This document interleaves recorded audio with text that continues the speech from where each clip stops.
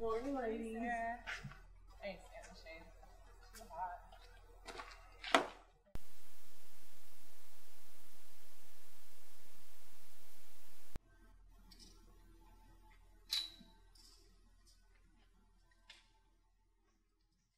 EFBC FCC stands for Exotic Feline Breeding Compound Feline Conservation Center.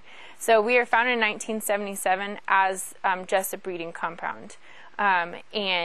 Basically we work with other zoos to make sure that these felines are not going extinct. Now they may go extinct in the wild, but our purpose is that so that they don't go extinct completely and that we still have some kind of genes. If they did go extinct in the wild, we have somewhere to start where we could reintroduce them. My name is Melinda Hernandez. I'm an animal keeper here at the EFBC FCC. As an animal keeper, I'm personally responsible for maintaining all the enclosures. So even though we have volunteers, it is mine and the other keepers' responsibility to make sure that every enclosure is clean every single day. That includes physically raking out every square inch of the enclosure, as well as making sure there's no bones or leftover food, making sure our water buckets are clean. For the big cats, making sure all of their sinks are clean as well. In addition to that, we're personally responsible for making sure all of the cats are well physically. So we maintain daily health charts in order to monitor that.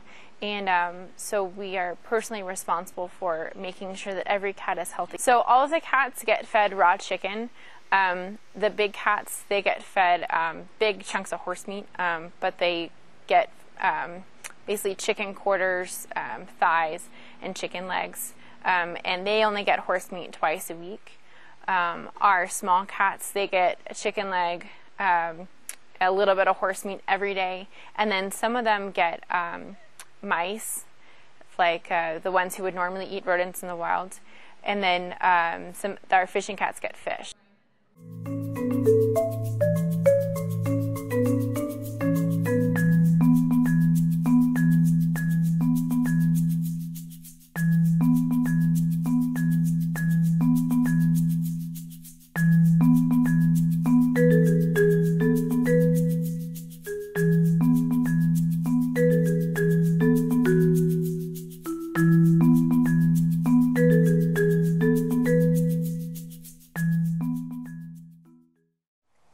Hi, my name's Sarah Hernandez, and I'm an intern here for wrapping up my 3 months here at Exotic Feline Breeding Compound in Rosamond, California.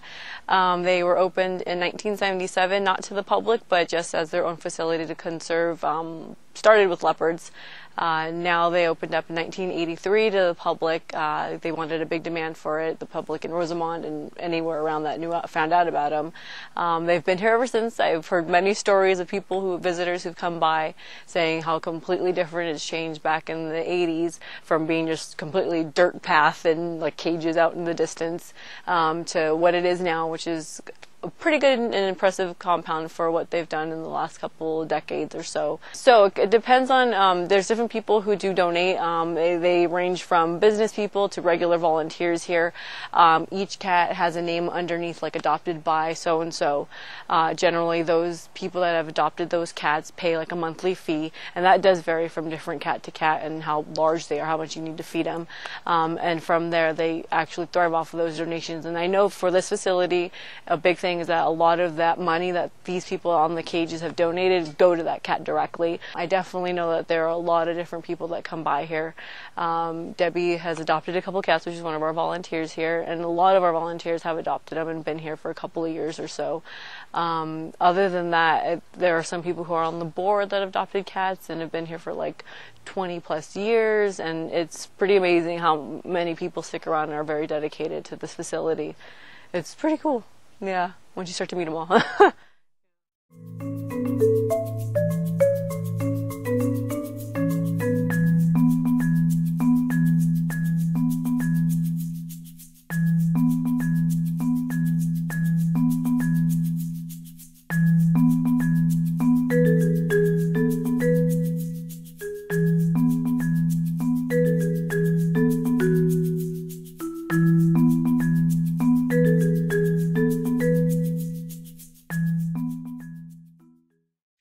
My name's Debbie. I'm a volunteer here. I've been out here for a little over 5 years.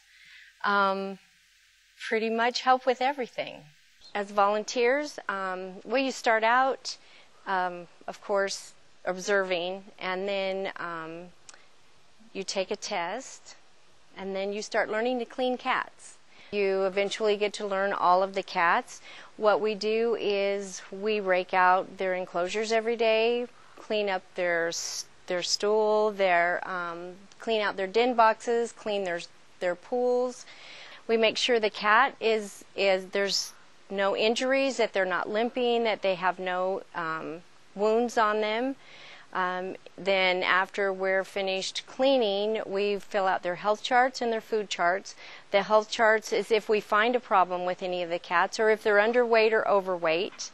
And of course we always let the zookeepers know when there's a problem. We actually have a full a clinic that we take the cats to here, and it has everything we need. We have ultrasounds, x-rays, they can do all the surgeries there. They can do just about anything that the cats need to have done. There's not much we can't do at the clinic. What I am is an adoptive parent. So I have adopted 3 cats, the snow leopard, a Jeffrey's cat, and a Margay. So it basically the money goes for their upkeep, their food, and maybe some work on their enclosures if it's needed. It's a wonderful place to visit, better when it's cooler. The more cats are out when it's cooler. But it's just a great place to volunteer also.